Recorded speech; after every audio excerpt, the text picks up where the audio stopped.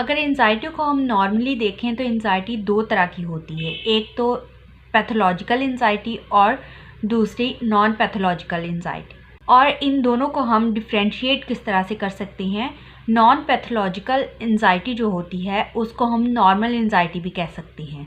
For example, अगर किसी ने कोई इंपॉर्टेंट डिसीजन लेना हो या कोई एग्ज़ाम देना हो या कोई जॉब इंटरव्यू देना हो या कोई प्रेजेंटेशन हो, तो उससे पहले की जो एंजाइटी होती है उसको हम नॉर्मल एंजाइटी या नॉन पैथोलॉजिकल एंजाइटी बोलेंगे, क्योंकि ये जो एंजाइटी होती है ये टेस्ट के, जॉब इंटरव्यू के या प्रेजेंटेशन के बाद ख़त्म हो जाती है। ये शॉर्ट टर्म एंजाइटी होती है। लेकिन जो नॉन पैथोलॉजिकल एंजाइटी, जो एक्सेसिव वरीज होती हैं, जिसको हम नॉन पैथोलॉजिकल एंजाइटी बोलेंगे, वो लॉन्ग ड्यूरेशन की होती है और उसमें एक्सेसिव वरीज होती हैं। जो नॉन पैथोलॉजिकल एंजाइटी होती है वो फिर आपकी लाइफ में डिस्ट्रेस कॉज करती है। इसके अलावा फिजिकल और साइकोलॉजिकल फंक्शनिंग को भी डिस्टर्ब करती है। यही एक्सेसिव वरीज जो हैं ये फिर फिजिकल अराउजल को भी ट्रिगर करती हैं, यानी फिजिकल सिम्टम्स भी इसके साथ शो होती हैं।